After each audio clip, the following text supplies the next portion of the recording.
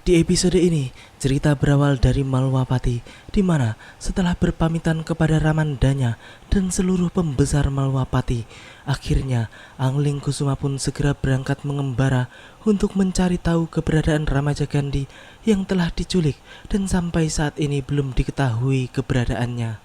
Ketika telah melewati gerbang utama, Angling Kusuma pun berhenti sebentar dan ia pun menanamkan tekad kuatnya supaya bisa segera menemukan Ramaja Gandhi.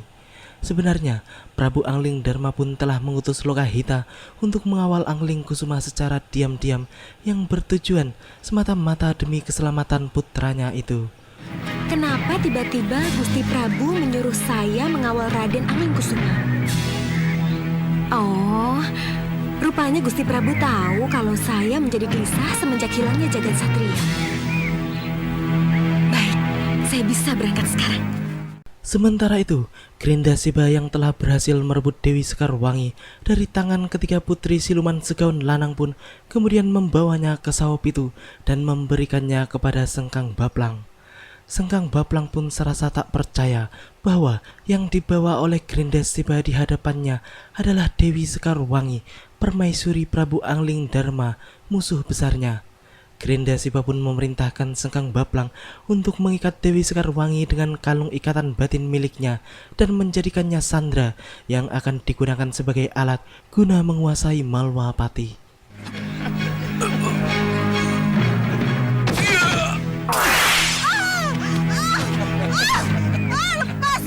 Lepaskan ini! Jagat, masukkan dia ke dalam penjara bawah tanah.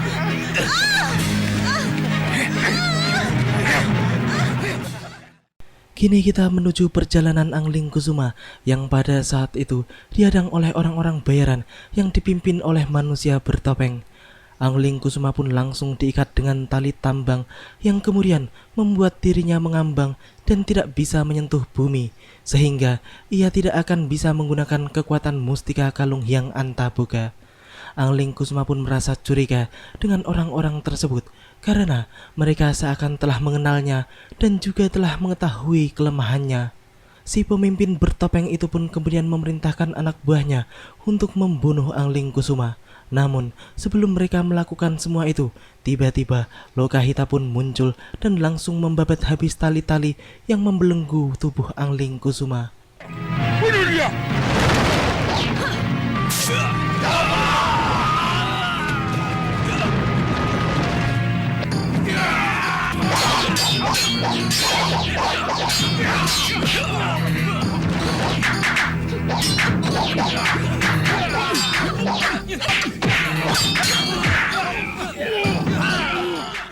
Lokahita pun kemudian menghadapi manusia bertopeng tersebut yang kemudian dalam waktu singkat ia pun bisa menguasai pertarungan dan mendaratkan beberapa pukulan dengan telak di tubuh orang tersebut.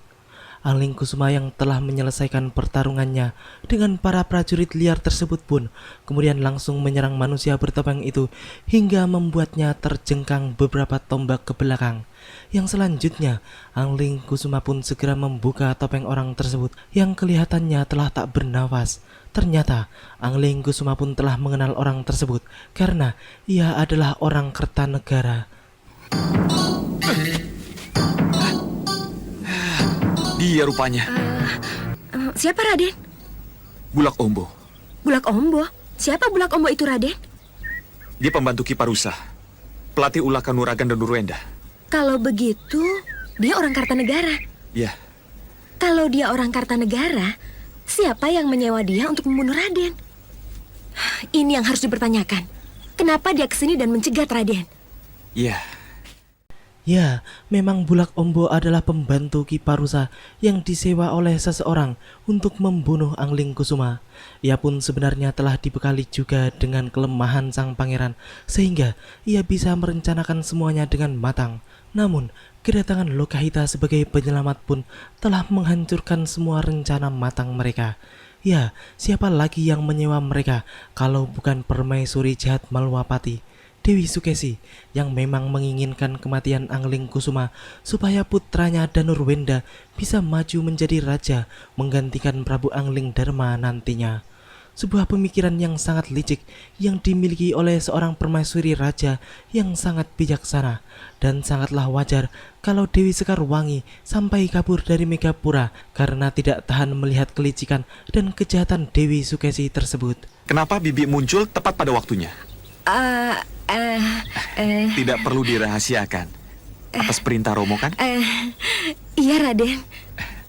Kalau memang Romo yang memberi tugas itu, tidak apa. Kelihatannya kekhawatiran Romo akan bahaya yang mengancam saya. Benar. Untung sang penolong datang.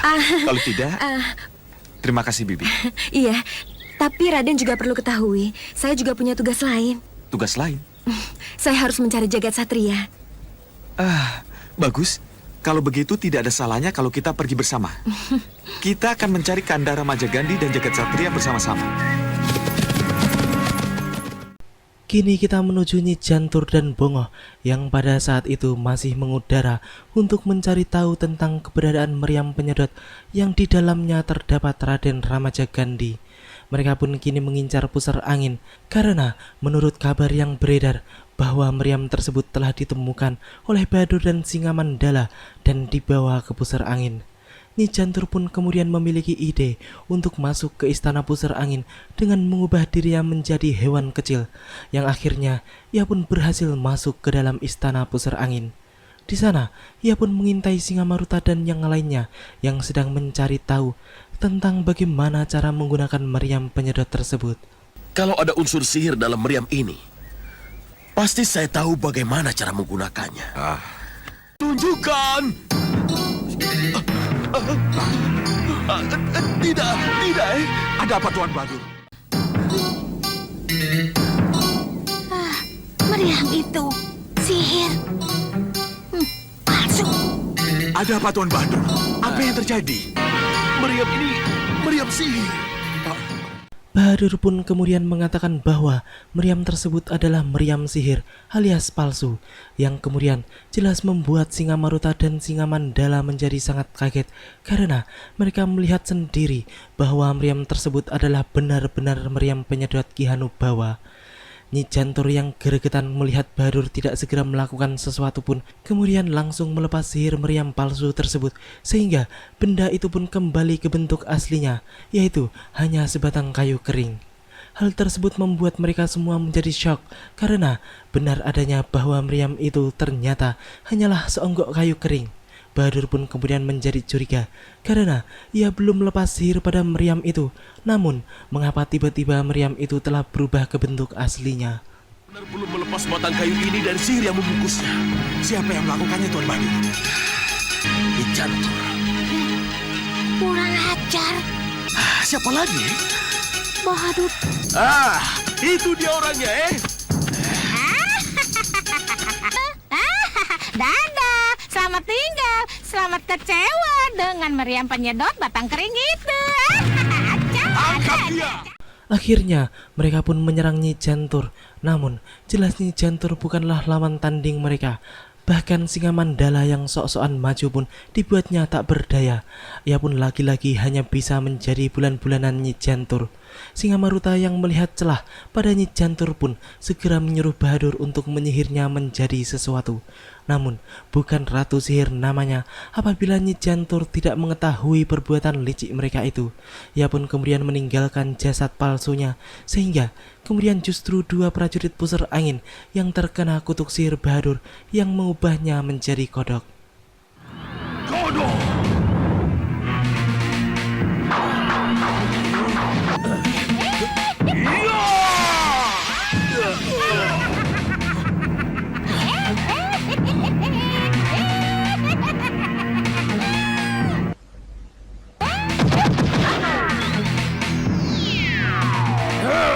Itu dia. Benar-benar kurang ajar itu Nyi Jantur. Awas kamu! Kini kita tengok sebentar sang permaisuri Malwapati, Dewi Sekarwangi, yang pada saat itu telah dipenjara di penjara bawah tanah Saupitu.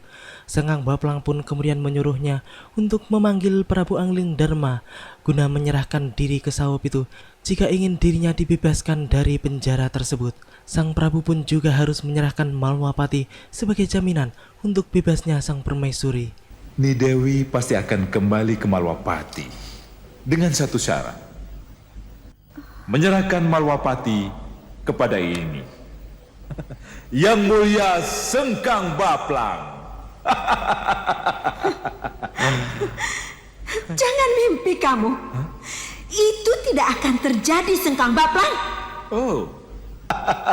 Yang aku inginkan Prabu Angling Dharma tunduk dan menyerah kepadaku.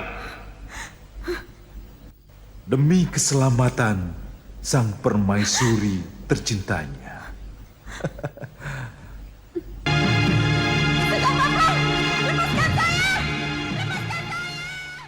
Dewi Sekarwangi pun kemudian mencoba untuk menelpon sang Prabu dengan handphone dan sinyal gaibnya, yang ternyata sang Prabu yang pada saat itu sedang bersama Batik Madrim pun mendengar suara sang permaisuri.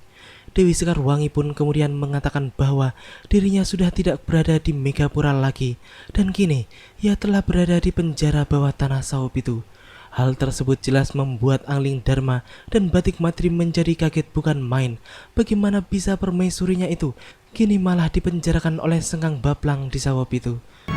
Kanda, Dinda Sekarwangi ada di dalam penjara bawah tanah Sengkang Baplang. Apa yang harus kita lakukan?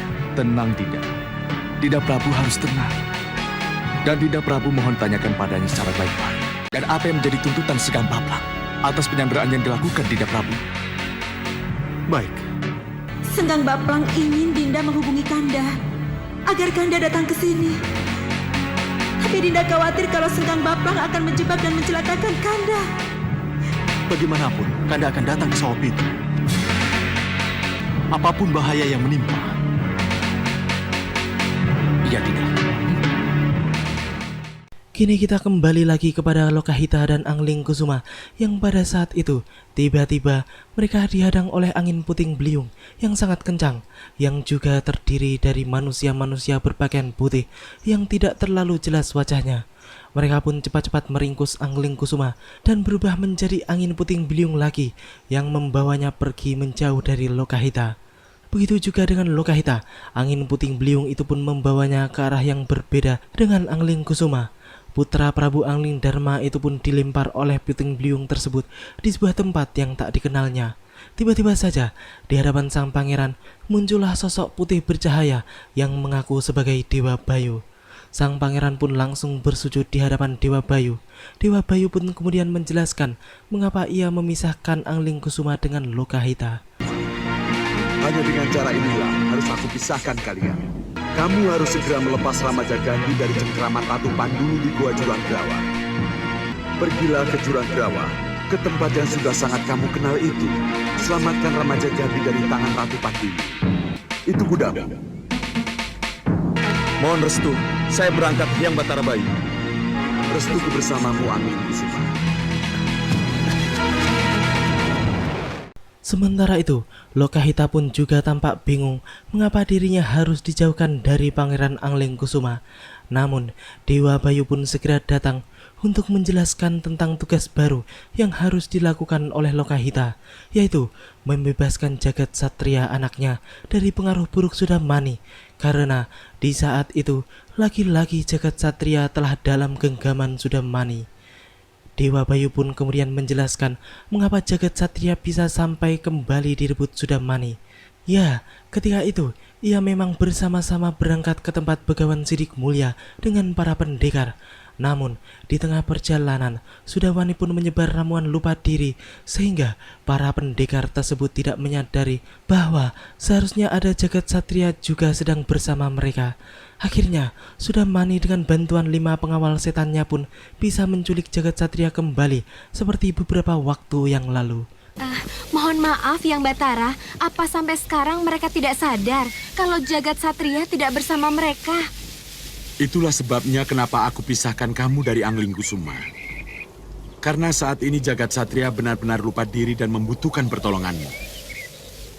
Temukan dia, sebab hanya ibunya lah yang mampu. Baik Yang Batara Bayu. Carilah dia di Bukit Watu Ireng dalam gua persembunyiannya. Berangkatlah, itu kudamu. Sebelum mengakhiri cerita di episode ini, marilah kita mampir sebentar ke pusar angin, di mana Singa Maruta telah mengorek keterangan tentang kelemahan Sengkang Baplang dari Rupa Kenca yang kini telah menjadi tawanan mereka. Ya, ternyata ilmu Sengkang Baplang memiliki kelemahan lain selain bercocok tanam, dan inilah penjelasannya. Jadi kalau ada sebuah anak panah tepat menembus anak lidah atau tekaknya, maka Sengkang Baplang akan kehilangan ajian andalannya. Iya, Yang Mulia. Hah, selesai. Bagus. Demikianlah akhir dari cerita di episode ini. Nantikan kelanjutan kisahnya di episode yang akan datang. Terima kasih bagi teman-teman semua yang udah mau nonton. Jangan lupa subscribe dan share dan juga nyalakan notifnya. Wassalamualaikum warahmatullahi wabarakatuh dan salam anak 90-an.